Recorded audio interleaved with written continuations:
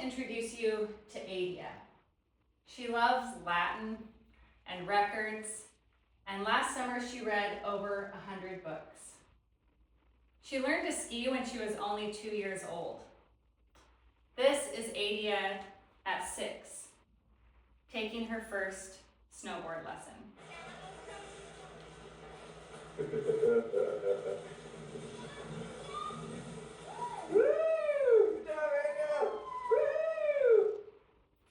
And this is Adia at 15, doing what she loves to do most.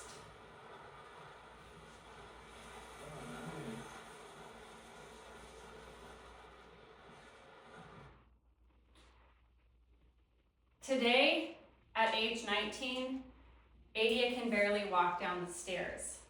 She can't make food for herself, and she has a hard time holding on to her iPad.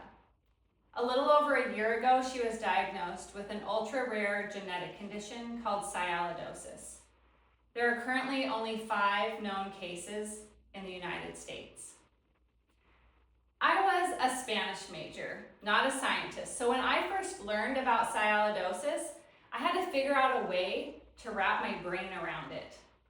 I like to think of our bodies as cars. Every car comes with its own instruction manual. Usually, you only need to read the page that you need. Our bodies work in much the same way. Our cells come with their own set of instructions, our genes. Now imagine that one page of that instruction manual has a typo. No matter what you do or how perfectly you follow the instructions, something will always go wrong. That's what happens in sialidosis. One page has a typo. Inside of our cells are tiny recycling centers called lysosomes. Those lysosomes use enzymes to break down and recycle waste.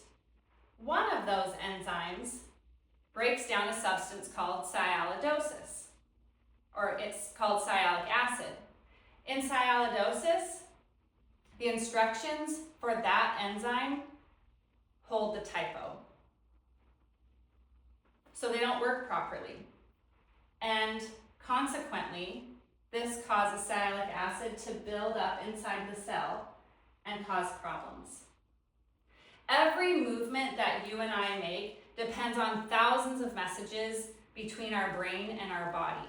Whether we stand up, move across the room, or reach for a cup of coffee, our brain is constantly processing where we are in space, how to keep our balance, how much pressure to use. In people with sialidosis, those messages don't come through clearly. So the movements that you and I take for granted are eventually nearly impossible for those patients. It makes it hard for them to walk, to pick something up, and even to speak. For thousands of years, patients with genetic conditions like sialidosis had no hope.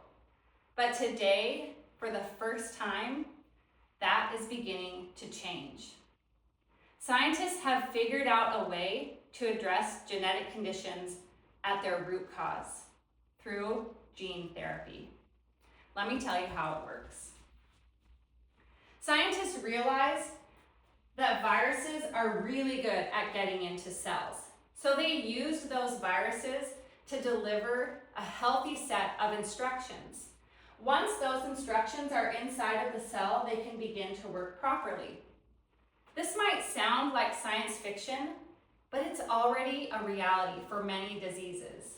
And right now, a clinical trial for a gene therapy for sialidosis is scheduled to begin in early 2027.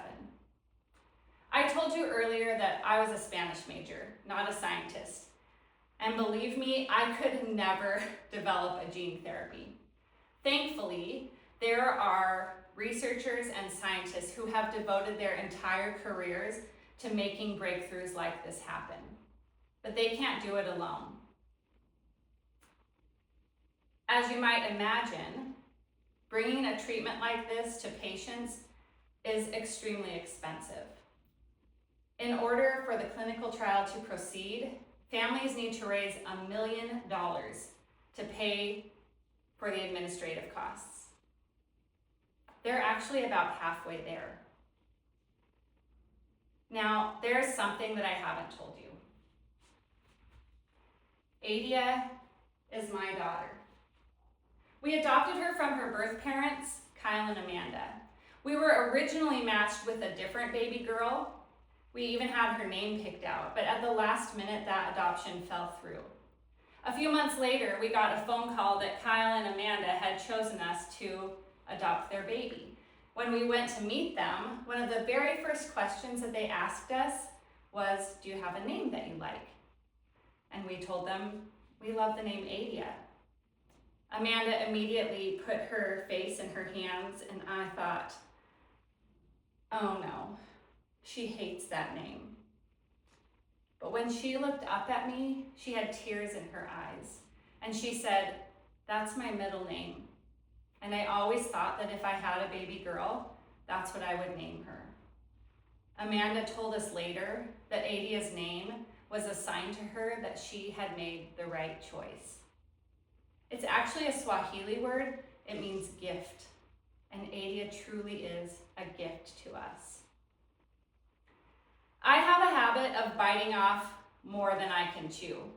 And raising $1 million is definitely the biggest thing I've ever bitten off. Adia knows me well. And when we told her about her diagnosis and the potential of a gene therapy, she said to me, I am so thankful that you're my mom because I know that you won't give up. And I won't. If I have to knock on $1 million doors, believe me, I will do it. But I don't have to do this alone because this is more than about just one person. My hope is that this clinical trial will lead to a change in the future of medicine, that this gene therapy will lead to another and to another and to another until people around the world living with conditions like sialidosis don't have to suffer for their entire lives. There is a real possibility that Adia will be one of the first patients in this trial. By this time next year, her cells could have the instructions they need. She could climb up into her loft bed again, make herself a cup of coffee, snowboard. She could simply be a 19-year-old. But I don't want this to end with Adia. In fact, I want it to be the beginning for thousands more. I want it to change the face of medicine. We are truly standing at the beginning of a new era. And together, we have the ability to make this happen.